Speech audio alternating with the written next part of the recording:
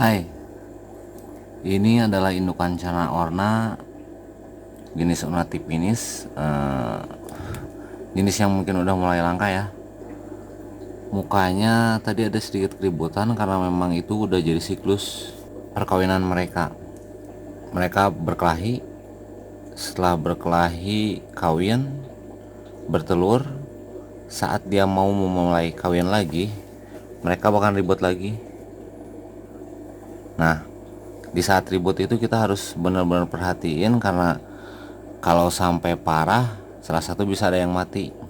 Meskipun siklus tetap aja jika terjadi perkelahian bisa menyebabkan kematian di salah satunya. Padahal mereka ini udah propen ke-7. Ini mau menjelang ke-8. Tapi tetap saja karena memang sebagai siklus, ribut, kawin, bertelur, ribut, kawin, bertelur, ribut, kawin, bertelur, ribut, mati, bisa kayak gitu. Jadi resiko untuk jenis-jenis kayak cana pulsra, cana orna, ya kayak gitu resikonya. Beda sama asiatica. Biasanya kalau asiatica lebih damai ya. Jarang kalau udah propen itu jarang mereka ribut-ribut lagi.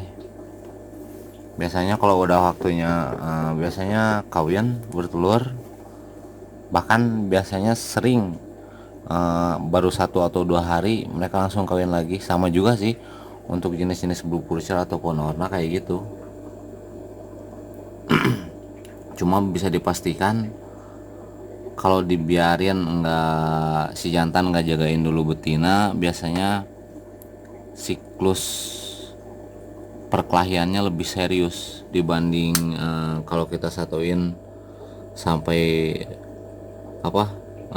bertelur mereka langsung kawin lagi hanya dalam yang jarak beberapa hari.